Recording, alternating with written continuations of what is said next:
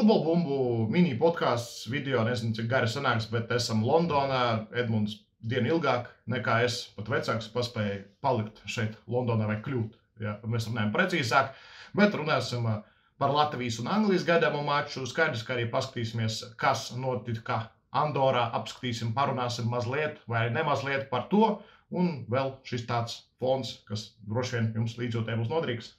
Droši vien nav jāstāsta, cik milzīga ir Londona, un savā ziņā brīnums, ka mēs spējam ar Arkādiju satikties, jo nedzīvojam vienā vietā. Un tad tas loģistikas jautājums, kā satikties, cikos un kur, arī pietiekami sarežģīts.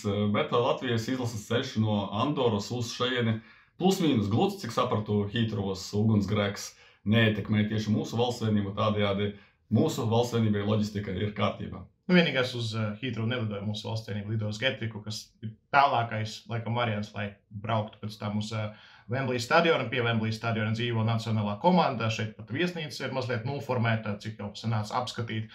Un pamazām, jā, jau esam tuvāk Wembleyam. Edmunds jau ir bijis Wembley stadionā Anglijas un Albānijas mačā, bet tos vaibus, to atmosfēru, noskaņojumu var mazliet sajust tieši esot šeit Wembley Park. Skaidrs, ka ne paša Londonas centrā, īpaši sestdienas vakarā tur savā dzīve ritē, īpaši dārgākajos rajonos.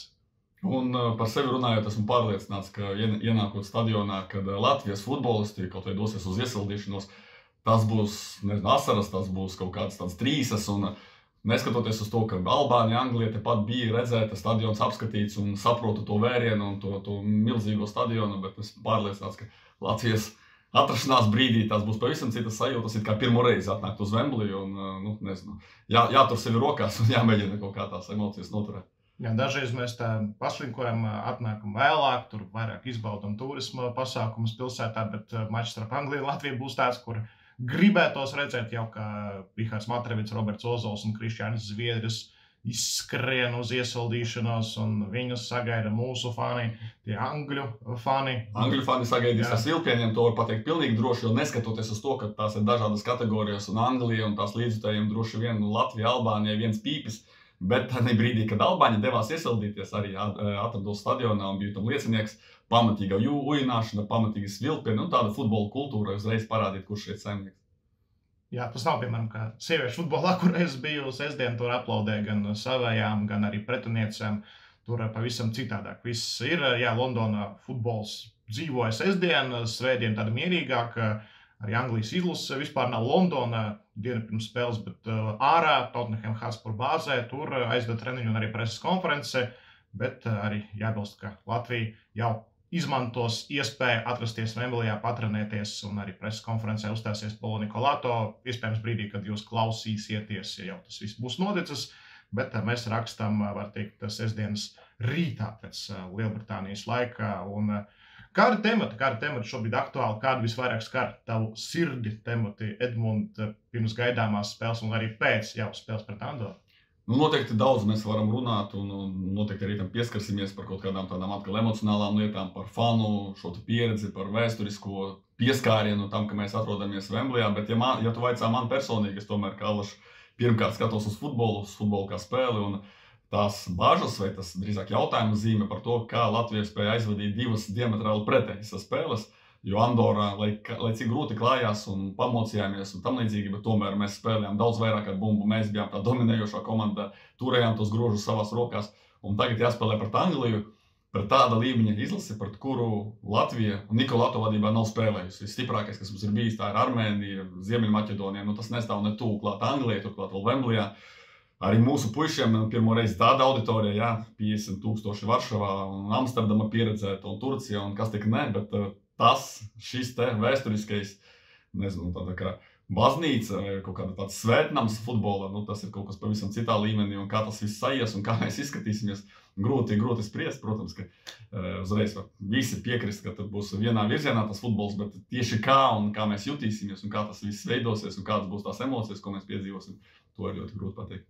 Parasti jau to kalendāru sastāda vienojoties savā starpā ar federācijām, arī tur tiesību turētāji iesaistās, kuri paši ietekmīgākie, teiksim tā, šajā tirgu no lielajām valstīm, kuri maksā lielas naudas un tā to kalendāru saliek, bet mums tāds fenomenāls kontrasts. 957 skatītāji Andorā, stadions, arī zāliens ļoti, ļoti mīksts un nepatīkams, kurā grūti spēlēt, un šeit ideāli zālīta Wembley stadionā, un varbūt 70,000, varbūt 75 tagad. Nedaudz pircīgāk mēs esam prognozēs, uzzinot, cik daudz vispār nāk uz futbolu, un pret Albāniju bija 82, skaidrs, ka būs mazāk, bet jautājums, cik mazāk. Bet jebkurā gadījumā tas būs rekords, tas būs milzīgs kontrasts, kā tu jau minēji, ar spēli pret Andoru, uz kuru, kā jau minēju, atnāca mazāk cilvēku nekā uz Liepāju Daugavpils pagājušā sezonu, vairākam citām virslīgas spēlēm pēdējos gados. Nu, redz, Arkādij, ja mēs tik un tā aizējām uz to fanu tēmu, uz tādām apkārtlietām un atkal aizgājām no futbola. Es atkal mēģināšu atvilkt mūsu pie futbola spēles, un man vienkārši arī draugi prasa, kā Latvijai jāspēlē, kas vispār jādara Nikolato, tāds interesants jautājums, un es atkal tā mazliet pārdomāju, savās domās un nonācu pie secinājuma, ka savā ziņā Nikolato varētu būt kā tāds politiķis, kuram ir jāpieņem viens no diviem ceļiem. Vai būt tādam lētam populistam, un tas nozīmētu mēģināt iepatikties faniem un tādā veidā, ka mēs tomēr kaut kur uzpresingojam, mēģinām uzriskēt un spēlējam tā saukto, atvērto vai totālo futbolu. Zaudēsim varbūt 0-7, bet Nikolato teiks, redzējāt, mēs uztaisījām vairākus sitienus, mēs nebaidījāmies no Angļiem. Un otrais virziens, tāds pragmatisks politiķis, kurš tomēr domā par to ekonomisko izaugsmi, pieņem kādu nepopulāru lēmumu, paaugstina nodokļus varbūt un tam līdzīgi. Tas būtu tas, Andoras futbols, ko Andora pret mums spēlēja, netīri vilkt laiku. Vispār es paskatījos, ka Andora spēlē pret mums un secināju, ka viņam ir īpaša māksla, tā ir autu māksla, kā izspēlēt autu. Tas nozīmē, ka lēni jāpieiet vienam futbolistam pie bumbas, tad, protams, ka mazliet jāpadomā 3-4 sekundes, tad jānomet bumbu nost un nāk cits futbolists vietā. Un to Andora perfekti visam mača gaitā izpildīja. Tā kā mēs varam iet arī šo ceļu, un tad visdrīzāk, ka varbūt arī izdzīvosim ar 0-2, 0-3. Angļiem nepatiks, mēs atstāsim nepatīkamu priekšstatu, bet tas rezultāts būs patīkamāks. Un kuru no šiem diviem? Es uzreiz atbildēšu savu versiju. Nikolato vienmēr runā par to procesu, par to, ka futbolam, mēs vaicājām par rezultātu. Nikolato kungs, cik punkti jāizcīna vēl kaut kas, viņš nekad nerunā par tādām tēmām. Viņš vienmēr saka, ka galvenais ir process, galvenais ir progress, mums ar katru spēli jābūt labākiem. Un zinot viņu, to virzienu, ko viņš tomēr vēlas, tos radošos tehniskos centra pusargus, man ir aizdomas, ka viņš ies to pirmo ceļu, ka mēs vismaz pamēģināsim kaut kur nospēlēt atraktīvāk. Cik no Angļi ļaus, mēs te runājam tā, ka mums būtu plaša izvēle, un Angļi tikai atliks Angļiem pieņemt to, ko mēs būsim izvēlējušies. Jā, arī liela intriga, cik daudz Tomas Tuhels veltīs laiku Latvijas izlases analīzē un domāja par to, kā ir jāspēlē tieši pret šo komandu, vai arī balstīsies uz to, kā komanda ir zemāk rangā, spēlētāji nespēlē Eiropas top 5 līgās, un tur jau jāspēlē dominējoši. Par autiem es domāju, ka Andorā vieglāk kavēt laiku tieši ar autiem, ja tur pat vienas tribīnas nav, divas tribīnas tukšas, tur var, kamēr tur aiziet, kamēr vēl kaut kas tur notiek. Wembleyā tomēr viss droši vien atstrādāts un nevarēs autus izpildīt lēni. Pados bumbas visi, kuri vien vēlēsies tajā brīdī. Un jāspēlē futbols, jācieš, jāspēlē bez bumbas, daudz jāskrien bez bumbas, daudz būs tas jādara, ņemot vērā, cik maz Albānija tika pie bumbas. Arī pat ar agresīvu futbolu mēs jau nevarēsim to bumbu dabūt, ilgāk paturēt. Varbūt pat tieši pretēji mēs riskēsim to zaudēt ātrāk šādā veidā, cenšoties arī uzpresingot un pāriet. Galvenais nebaidīties un nekļūdīties. Droši vien arī spēles sākums banālais šādos mačos ir ietekmējoši uz to kopējo fonu, kopējo noskaņojumu, kāds varētu būt pēc tam. Bet vēl auto māksla tā ir viena tēma, otra tēma, piemēram, tas, ko arī Andora izpilda. Nav tā, ka es viņus gribu tagad nometāt ar dubļiem. Tad es to redzēju vienkārši tajā TV ekrānā, ka Albāņi arī netīri spēlē. Tas pats Pujols ar 7. numuru, tik riebīgs futbolists, vienkārši slepus, sit pa kājām, ārpus epizodēm, kur nenotiek cīņa, provocē un tā tālāk. Un šeit vēlos pateikt, ka es neatceros, ka Latvijas izlase pret favorītiem spēlētu tādā veidā. Un es ietu vēl tālāk, manuprāt, tomēr atkal visu cieņu Andoru spiež maksimumu, un kāds teiks, ka tas ir viņu ceļš un labāk nevar, un tas sasniedz labāko rezultātu, ko vien var iegūt, un futbols ir stāsts par rezultātu. Bet tas kaut kur velk uz to tomēr kaut kādu tādu pusprofesionālo futbolu, kur tu saproti, ka tu citu ieroču to vienkārši nav.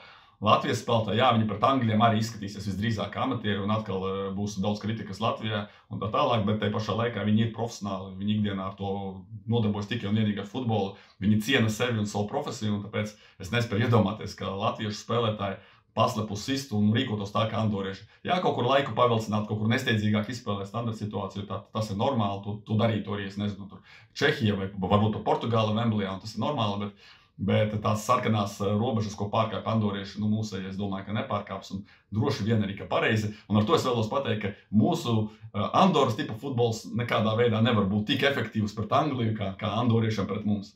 Jā, mēs arī to nedarām ikdienā. Virslīgā mēs taču redzam mūsu spēlētājus, mēs tā nespēlējam. Mēs cenšamies spēlēt futbolu tādu, kādu mēs spējam spēlēt. Un virslīgā, kā mēs jau daudzkārt atkārtojam, nav futbols tas sliktākais, lai mēs tur saķertu galvas un domātu, kā būs smagi, pie tā ir jāgatavojās.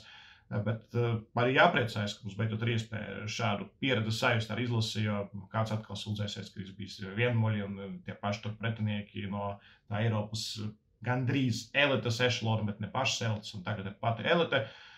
Vēl pie Andoras spēles droši vien jāskatās arī no mūsu skatu punkta, ko mēs darījām. Tu teici, ko darīja andorieši, mēs zinājām. Es tikai teikšu, ka Andora nebija savā provokāciju pīķi, jo mēs esam tik daudz spēles redzējuši pret Latviju, un sarkanās kartītes neviens nenopelnīja no mūsējiem. Tas nozīmē, ka Andora savu darbu paveic sliktāk nekā bija iepriekšējos gados. Bet mums arī par pirmo puslaiku vairāk pretenziju par to, cik maz sanāca tieši veidošanā, un cik bieži vien tā bumba iesprūda un nekustējās uz priekšu. Jā, var novelt uz zālienu, bet arī jānovēl uz to, ka pietrūka tās piespēles kaut kādiem uz flangiem, lai attīstītu tos uzbrukumus. Un labākais nogrieziens bija pēc tam, kad sekoja izmaiņa uz uzbrukumu tendēt. Jāņa Ikaunieka pārvirzīšana uz vidu un otrā puslaika sākums, kad izdevās nopelnīt stūra sitienu, gūt vārdus un vēl apdraudēt pretinieku vārdus kādu brīdi. Un tāds posms, ko var paņemt kā pozitīvu no Andoras, bet kopumā spēle bija, ko grūti skatīties, ko grūti baudīt, ko grūti arī noteikti kolēģiem komentētājiem bija komentēt. Noteikti daudz vieglāk būs tieši mačā pret Angliju, īpaši ņemot vērā, ka no stadiona kolēģi runās. Tas arī vēl, kas nāk uzreiz ātrās domas, atminoties piekdienas vakaru, ko es pavadīju kinoteātrī, skatoties maču, un jāsaka arī tiem līdzjūtiem, kur bija 50 kinoteātrī, varbūt 60, nebija tik daudz emociju, tajā mačā nebija par ko uzkliegt, tā teikt, pateikt un gaidīt, kas būs, jo tajā mačā ļoti maz kas bija, ja mēs runājam par to, kas piesaista uzmanību.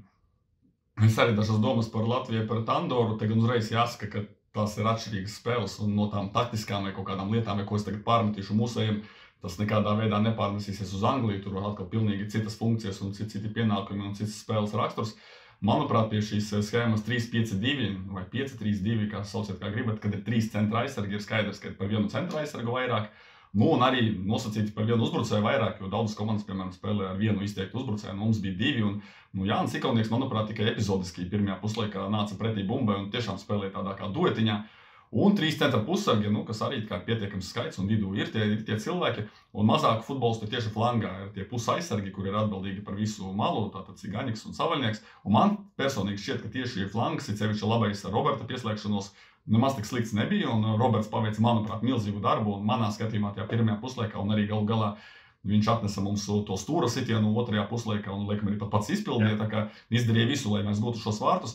Viņš spēlēja efektīvi, un bija pirmajā puslaikā, laikam, vienīgais tās nopietnais moments arī, tur Zelenkovs izspēlēja sieniņu ar tieši Savaļnieku, tā kā Savaļnieks bija top, ar visu to, ka viņš bija vientuļš, nebija, 2 cilvēki flangā, bija viņš viens pats tā tīri uz papīra. Un, manuprāt, tas, kas nestrādāja tieši tā centrāla asa, un, manuprāt, ir centra pussargi, un sevišķi zinot, ka no 3 izvēlētajiem 2 bija vairāk jau aizsardzības meistari, kā Meļņiks un Seveļjovs, varbūt Zelenkovs vairāk tāds kustīgāks, bet, es neredzēju to nākšanu pretī bumbai, es neredzēju to saspēli, un tas viss izskatījās ļoti statiski. Andorieši, protams, ka ļoti dziļi, un to ir grūti apspēlēt, bet, jā, mēs vienkārši nekustīgi spēlējām. Un tāpat droši vien es gaidītu vairāk 3 centra aizsargu schēmā no spēlētāja ar numuru 13, viņš kaut kur vai vairāk, esam pieraduši viņa super reidus, viņš ir no tiem 3 centra aizsargiem, tas, kurš var aiziet uz priekšu un pavilkt bumbu un sarostīt pretinieku aizsardzību. Man liekas, arī tas kaut kā pietrūka, vai situācijas tā neveidojās, varbūt treneriem kādi norādījumi, man grūti sacīt, jo parasti Jurkovskis ir līmenī. Tā kā jā, tas izskatījās diezgan bēdīgi, un tieši tas vidus, manuprāt, mums nestrādāja, un mēs nespējām izlausties. Un tagad arī vienmēr lielajā futbolā, top līgu futbolā schēmā ar 3 centra aizsargiem, kad komanda ir vairāk ar bumbu, notiek tas hibrīds, kur viens no centra aizsargiem kļūst par malējo, un tas malējais aiziet uz vidu, proti Cigaņikam bija vairāk tur jārosās, bet tas īsti nenotika, mums tas trīnieks bija diezgan statisks arī, kā tu minēji, un bija maz kustības, bija maz pārkārtošanās, lai gan tas bija mačs, kur to varēja darīt, kur to varēja atļauties darīt. Atkal uz tiem apstākļiem jānovēl, jo pats biju Andorā pagājušajā gadā, zinu, cik smagi tur bija arī Viktors Moras droši vien par tiem bučiem stāstījis, projām neesmu noklausies, bet par to, ka bija jāmaina buči tieši pirms tās spēles vairākiem futbolistiem, lai pielāgotos tam laukumam, arī futbolu primitīvāku spēlēja Viktors Moras. Mēs spēlējām pat šajā gadījumā, ja mēs runājam par izlasi, nevis RFS, atgriežoties pie pagājušās vasaras salīdzinot kaut kā šīs divas spēles, mēs spēlējām arī, var teikt, primitīvu, bet primitīvu ar mīnuszīmi, jo primitīvs futbols var būt efektīvs konkrētajos apstākļos, uz slikta laukuma ar tālām piespēlēm, tas var būt produktīvs. Mums nesanāca pirmajā puslaikā šo vienkāršību pārvērst momentos, un otrajā puslaikā savu momentu sagaidījām. Īstenībā es gaidīju no spēles ne to labāko sniegumu neizšķirtu, beigās ne tas labākais sniegums un uzvara. Tas mani iepriecina. Es priecājos par šādām uzvarām, un par tām uzvarām arī par šādām uzvarām jāmācās priecāties arī līdzjūtējiem, arī sporta draugiem, arī pašiem futbolistiem. Un es vēl piebildīšu, varbūt nav labs stils pret Andoru sūkstīties, ka kāds futbols ir savienots un Uldriķis Tobers skaidrs, bet man liekas, ka tieši tādā spēlē pret Andoru, kur mēs runājam par to, ka statisks uzbrukums un pietrūka tā radošumu, tad Renāra Varslavāna zaudējums bija ļoti milzīgs, un tieši tāda tipa spēlētāja mums pietrūka, un, manuprāt, viņš izraustīja to ar savām kustībām, ar savu neordināro ķermeņa grīļošanos, un, protams, ka tehniku, un tādu mērķtiecību un pašpārliecinātību. Es Renārā Varslavānā šajā gadā un pagājušajā gadā redzu milzīgu izsalkumu pēc futbola, pēc visām tām traumām, un, diemžēl, atkal jauns savienojums, kurš gan, kā ir dzirdēts, nav tik nopietnas, un būs drīz viņš atpakaļ, bet, diemžēl, šajā izlašu pauzē bez viņa. Un, protams, arī būtu, manuprāt, cita spēle, bet arī es esmu priecīgs par uzvaru, jo paskatoties, kā Andora spēlē savā laukumā, ja kādam nav slinkums, var ieiet jebkurā sporta portālā, futbola portālā, paskatīties, atzīmēt home games, kā Andora spēlē tieši savā laukumā, un tur daudz lielākām izlasēm nekā Latvija tradicionāli mēdz būt problēmas, un Andora ļoti, ļoti sīksta savā laukumā. Tas, ko mēs pārmetam tieši tā, ka par maz tā radošuma priekšā, par maz sitienu pa vārtiem, ceļš pirmajā puslaikā, tomēr, ja 40 minūtēm vai 30 minūtēm ir tikai viens sakarīgs sitiens, kad Cigaņika raidījums tika nobloķēts, tad laikam diezgan bēdīgi. Bet pats gala rezultāts uzvara ar vieniem vārtiem, esmu pārliecināts par tādu futbola frīki visā Eiropā, kas seko arī ne to lielāko izlašu spēlēm, ieraugot rezultātu, un nav kaut kādas reakcijas, tikai 1-0 vai kaut kā tam līdzīgi. Tieši drīzāk tā, viņi tika galā ar to smagu uzdevumu uzvarēt Andorā, jo tas patiešām nav viegli. Būtu varbūt vairāk pārsteigti cilvēki, būtu 4-0 tajā mačā vai 5-0, kas arī bijis nesen mūsu izlases izpildījumā. Bet tā spēlē aiz muguras, izlase patrenējās starp Andoru un Barcelonu, Katalonijā, patrenējās un atlidoja uz Londonu, un šeit jau ir blakus Wembley stadionam. Izmetinājusies aizdīs pirmspēles treniņu 23. martā un 24. Lielais mačs vēl jābilst par savainotiem. Maz runā, bet Jānis Birka arī, diemžēl, šajā nometnē ir apslimis, saķēris vīrusu, ir atgriezies atpakaļ. Un līdz ar to sanāk interesanta situācija ir mačs Wembley stadionā, bet Latvijai nebūs aizpildīts pieteikums. Proti no 12 atļautiem rezervistiem mums būs 11 teorētiski. Kāds varēja tikt pie šīs iespējas, vienu vietu paņemt, kāds varēja būt tāds rezervists, kuru pasauks. No U19, ja paspētu nospēlēt vēl trešo spēli, vajadzētu kādu. Ja kāds dabūtu diskvalifikāciju par pirmajām divām, varētu no turienes pasaukt. Vai no U21, kas arī aizdīja pārbaudas maču pret Lietuvu. U-izlases priecē šajā logā. To arī varam iezīmēt. Un kaut kas arī no laba noskaņojuma no Latvijas futbola nāk pavasarī. Lai gan mārts bieži vien tāds smags mēnesis, kad atgriežas klubi no ziemas miega, no ziemas treniņiem un grūtāk futbolistiem starptautiskajā arēnā uzreiz ielikt. Arkādijs, tev arī pavaicāšu vienu jautājumu par futbolu, par spēli tieši pret Angliju, kas arī mūsu skatītājus visticamāk interesē vairāk nekā tās cīņas Andorā. Es iezīmēju to skatu, kā varētu Nikolato bez mazliet kā mēs spēlēsim ar bumbu un tā kaut kā optimistiski. Skaidrs, ka lielākoties mēs būsim dziļa aizsardzībā un Anglija vērps uzbrukumus, un kā tu domā, kā mūsu aizsardzības darbība, mūsu 11-nieks aizsardzībā izskatīsies un cik labi mēs turēsim tā saucamo sitienu no Anglijas. Un šobrīd lielā intriga ir tā, kuri spēlētāji būs mačā pret Latviju flangos. Angļiem skaidrs, varbūt kaut ko pirmspēles preskonferencē Tumas Tuhels pavers vaļā, bet cik es lasīju, tur spēli neskatījos tik uzmanīgi ierakstāt pēc tam. Bet tomēr būtiskākais, kas tika uzsverts, ir nepārāk pārliecinošas darbības flangu spēlētājiem. Filam Fodenam, Markusam Rešfordam pārāk maz sāsinājušie spēlētāji arī viszemākās atzīmes bija, cik skatījos arī vairākos mēdījos tieši šiem diviem. un iespējams mainīs abus flangus. Gordons, Bowens ir pieejami, un kā pret šiem spēlētājiem spēlēt, jo tomēr Bowens uzreiz tas ir ātrums, vai izdosies tikt līdzi šeit mūsu kreisajai sanāk malai pret West Ham United spēlētāju, un tas arī lielā intriga. Paulo Nikolato pieļauj, ka ar analītiķiem tagad domā lauž galvu, kā būs, kuri būs spēlētāji. Tomēr, piemēram, Phils Fodens varbūt nedaudz pasīvāk šajās darbībās, un tur var mēģināt kaut kā nosakt tās zonas, mēģināt vismaz 2-1 situācijas rast. Jā, mums vienkārši vienmēr jārada situācijas, ka 1-1 diez vai nē, bet 2-1 ir jāsašās flankos nodrošināt, lai neizrautos viņu spēlētāji, lai arī kuri tur būtu. Kurā garībā mēs tur runājam, kurš būs, kurš nebūs, un skaidrs, ka visi ir kosmosa gadu attālumā par vērtībām, par prasmēm un par to, kurš šie spēlētāji spēlē šobrīd. Tas pirmais, kas nāk par aizsardzību. Jautājums ar intriģēts, ka būs daudz standartu, jo mačā pret Andoru, Latviju-Andoru, tā bija spēle, kur standartu bija ļoti maz. Tas negaidīt pat standarti, kuri nav auti, teiksim tā, bet standarti, kuri ir stūrstieni un tiešie brīvstieni.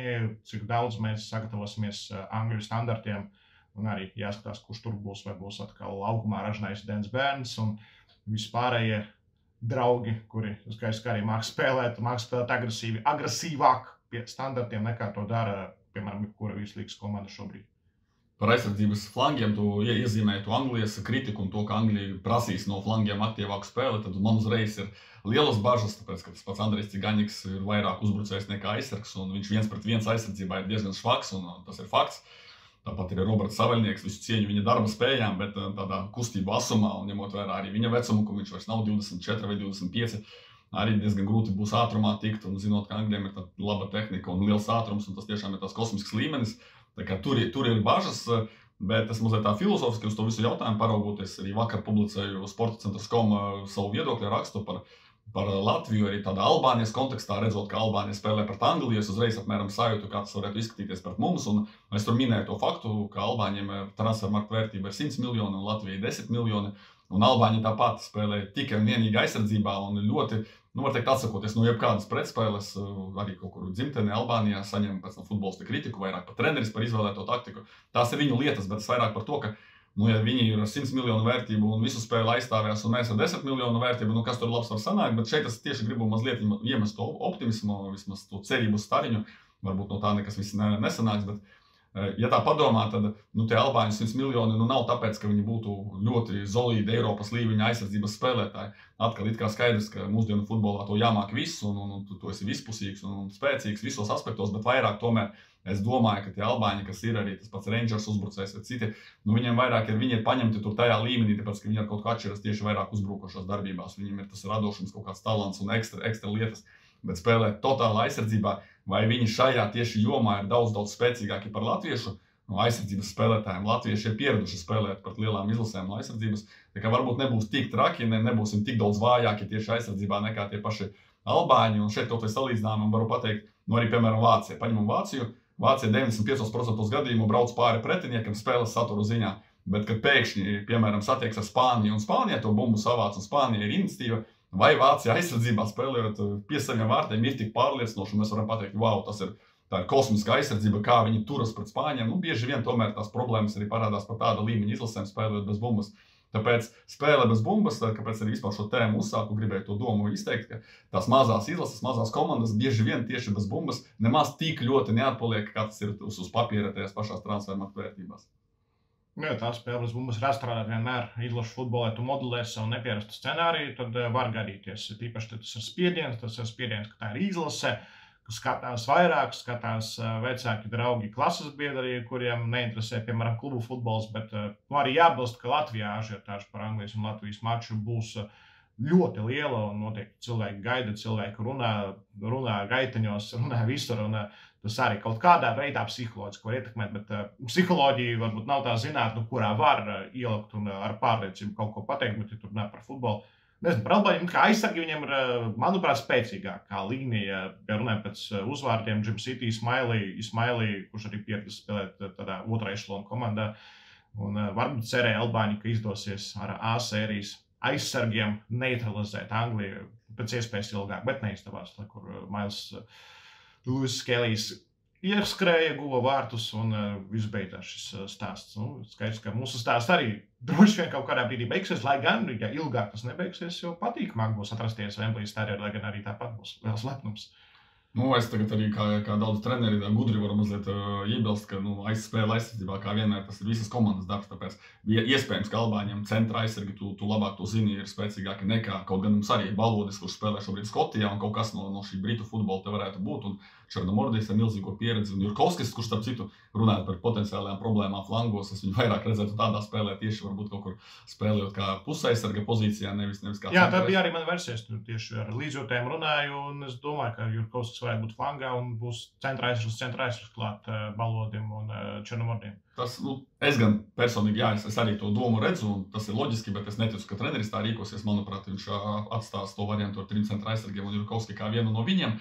Bet, pie kā mēs palikām, es gribēju paturpināt to domu, ka visas komandas aizsardzība, jo, paņemam mūsu tur Jāni Ikaulnieku, kurš ir mūsu tur tīradnis, mūsu dimantiņš uzbrukumā, bet, droši vien viņš arī aizsardzībā ir pieredzis diezgan daudz strādāt izlases rindās, bet atkal, ja paņemam varbūt Albāņu uzbrukuma futbols, ja tu esi Rangers uzbrucējs, tad droši vien tu atkal vairāk esi pieredzis spēlēt tikai un vienīgi uzbrukumā un varbūt kaut kur haltūrēni spēlēt bezbumbas. Tā kā mums visa komanda ir labi aizsargi un tajā ziņā viņi izdarīs maksimumu. Vai ar to pietiks, lai izvairītos no milzīgas sagrāves, nevaru neko apgalvot, nevaru neko solīt.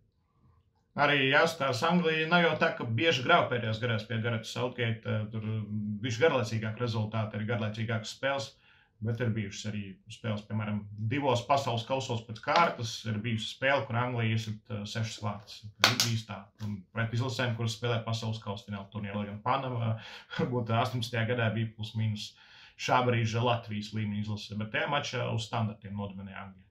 Ļoti labi atceros joprojām, kas bija tur. Standarti arī var būt atslēga, un to arī nedrīkst aizmirst. Un ticu, ka pie tā arī tika strādāts tajā Spānijas mini nometnītē, kura bija, kur arī Nikolāto varbūt nebija pārāk priecīgs, ka nebija tik daudz treneri, bet to vienmēr katrā izlašu logā saka treneri, jo tās spēles pārāk ātri atnāk un paspēja tikai futbolisti sapulcēties no klubiem, atgriezties izlases rīcībā un viss uzreiz sāks. Un tagad varbūt pat labi, ka otrā spēle būs pret Angliju, nevis pirmā, un pārdzīvoja Andoras murgu, un tagad tik var visu enerģiju, kas ir, visu to pašatdevi izmest Wembley stadionā, atstāt un pēc tam iespējams lepoties ar sevi. Wembleyā būs daudz jādomā un jārunā par aizsardzību, par to, kā mēs spēlējam bez bumbas. Arī Krišānam Zviedrim visticamāk, kaut kas to lai zina, varbūt Anglijas klubu futbola pieredze un Rihards Matravits tiksimies cīņā, to mēs nezinām. Bet vēl mazliet pārlasot uz uzbrukumu, ja notiek kaut kas maģisks mūsu uzbrukumā, vai tu redzi, ka Dario Šits var padarīt Latviju par traku futbola valsti, un ka mums sākas, kā es esmu lasījis sociālos tīklos, Dario Mānija, un ka viņš kļūst par jauno Elku, to cilvēku, kurš, kā mums bieži mūsu futbola mīļotājiem pārmet, ka jums jau nav tur tādu harizmātisko līderu, kuri būtu sasnieguši to, ko nezinu, Porziņģis, un ka viņš pavalda to visu sporta veidu, kā tu redzi šo situāciju. Dario izdarīja ļoti daudz ko jau, lai šis process vismaz ievirzītos. Arī mačā pret Andoru, es teikšu, viņš veica to darbu otrajā puslaikā, kuru vajadzētu veikt arī mačā pret Angliju. Protams, bez bumbas, iesaistīties cīņās, kaut kur arī nedaudz pārcenšoties, atceramies arī dzelteno kartīti diezgan ātri sapelnīto. Un šādā spēlē Dario, ja viņš ir vesels, ja viņš ir formā, ja viņš ir gatavs vismaz 60-70 minūtēm, tā ir tāda papildus intriga, bet vismaz Dario savā pēcspēles intervijā bija gana pārliecināts. Un viņš jau piesaist uzmanību. Ļoti patika arī, ja neredzējāt, tad iesakām atbildes anketas, un Dario Šita stāsta par to, ka viņš krustām šķērsām izlasījis Mariana Pahara biogrāfiju, Mariana Pahara grāmatu, arī Marians ir tā pieprasītā persona šobrīd Anglijā, The Sun, uztaisīja ar viņu interviju, kur Marians stāsta par to, ko viņš šobrīd dara, strādā Arsena Wengera labā, teiksim tā, tāpēc arī šo var atrast, un tāpēc Dario Māni, varbūt tieši pēc šīs spēles ne, bet jābūt tādam rezultātam ilgtermiņā, bet tas varētu notikt.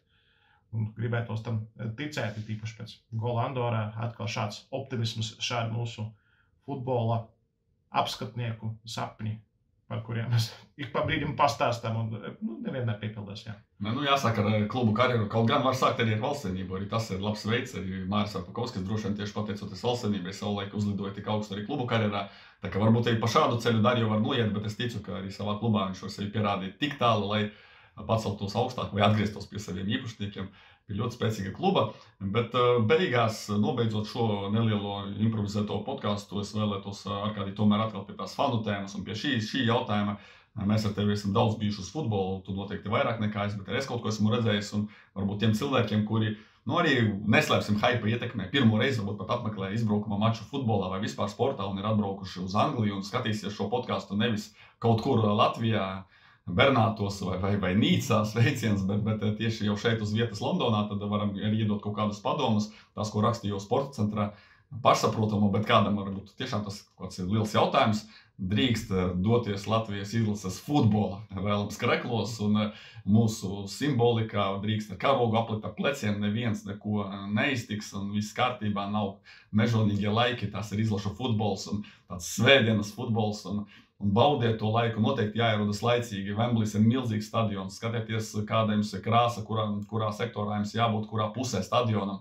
Jo, piemēram, es pat izvēlējos nevis braukt ar metro, iet kājām, jo es redzēju, ka ar kājām es eju no dienvidiem pietuvošos tieši no pareizās puses, no tās puses, kur man jāiet iekšā savā sektorā. Skaidrs, ka šajā gadījumā laikam muļķīgi par to runāt, jo latvieši daudz ies baros, un tur jau tā plūsma aizvedīs pati uz pareizo vietu, bet jebkurā gadījumā esiet laicīgi, stadions ir milzīgs, jābūt ļoti pirms spēles, bet arī tīri jūsu baudas dēļ, lai redzētu, kas notiek, kāds tusiņš ap to stadionu, pašā stadionā iekšā nāk tikai uz spēles sākumu, tas būtu absolūti muļķīgi. Skaidrs, ka daudz noteikti ir izklaidējis pirms spēles kaut kur pabos un tā tālāk, bet neizraujieties, tomēr esiet pusotru, 2 stundas pirms mača Wimbledons, gribētu teikt, Wembleyā apkārtnē. Wimbledonā arī es pabijušos šodien, bet Wembley apkārtnē un nenožēlosiet. Un tās ir tādas pamata lietas, tu no savas puses vari piebilst. Jā, arī jāsaka, ka Wembleys tiešām ir tas stadions, kuru var ierasties laicīgi, jo ir arī lielie stadioni Eiropā, kur nekāds entertainments, kur izklaide apkārtnē notiek kā Santiago Bernabeu, kur nāk uz futbolu un uz to, kas tur jau iekšā stadionā. Līdz ar to te ierasties laicīgi ir pat ļoti labs un liederīgs padoms, vēl jau varētu pārks visu tā teritorija apkārt, tur ir ko pastaigāt, paskatīties, arī redzēt cilvēku plūsmas. Tas, ja mēs runājam par to, ko varētu, ko nevarētu. Ļoti pozitīva ģimeniska atmosfēra, arī stadions tāds, kur pat pirmo reizi esot, un tur nevar apmaldīties, viss ir ļoti norādīts, aprakstīts. Šis stadions nav, teiksim tā, futbola faniem, kuri nāk uz futbolu katru nedēļu. Šis stadions tiešām bieži vien ir tāds, kur tēvs pirmo reizi aizved dēlu uz futbolu, parāda, kāds ir, un arī Twitterī es pat tur ierakstot Englandu Latviju, bieži vien redzu, ka tur kāds ieraksta, un lūk, mēs tur iesim ar dēlu pirmoreiz uz futbolu, vai mums tieši pretēji atkrīt, un vai kāds negrib iegādāties no mums biļetes. Jā, šī ažiotāža arī ceļas, ja mēs runājam par internetu un par to infrastruktūru, kas ir šeit Anglijā, var tikai jūsmot, un par to, ka viss ir radīts cilvēkiem, lai cilvēki nāk, lai cilvēki šeit arī būtu. Pēc spēles viens tāds arī no manas puses praktisks padoms, sevišķi ģimenes ar maziem bērniem, kuram varētu tas nogurums uzkrāties. Pēc vietējā laika tā spēle nesāksies nemaz tik vēlu, ja Latvijā Rīgā tas ir 21:45, tad šeit ir tikai 19:45, bet jārēķinās, ka pēc spēles tomēr tie 80,000, kas šeit sanāks, vai 70,000, tā nokļūšana mājās ar visu perfektu organizāciju, tā nenotiek acu mirklī. Ir kaut kur jāpastāv kājās, kamēr tur kontrolē to pūļu kustību, un jāpagaida un jāsagaida savs metro. Un arī šis stadions tomēr atrodas vairāk vai mazāk pilsētas nomalē, un ja vien jūs neesat dabūjuši viesnīcu kaut kur tuvumā, kur var aiziet kājām, tas ir ideālākais variants, bet ja tas ir citā vietā un citā virzienā Londonā, tad, protams, ka jārēķinās, ka arī tam bērnam būs jāiztur, tā kā varbūt kaut kur var vairāk pagulēt, kādu diendusu vai no rīta ilgāk pagulēt, lai tas spēks pietiek visam vakaram, bet tas būs tā vērts, un noteikti arī bērniem, un ne tikai bērniem, visiem mums pieaugušiem, arī rudītiem futbola žurnālistiem, tas būs tāds piedzīvojums, ko atcerēties uz visu mūžu. Jā, arī paskatīties, kā par žurnālistiem rūpējās šādās vietās, to arī iepazīsim. Šis tās noteikti parādīsies vēl, un arī šis nav pēdējais video Futbola bubu kanālā, kas veltīts šim mačam, arī Sports.com portālā. Vēl saturs nāks un nāks, gan 23., gan 24., gan arī droši vien nākamajā, varbūt pat aiznākamajā dienā.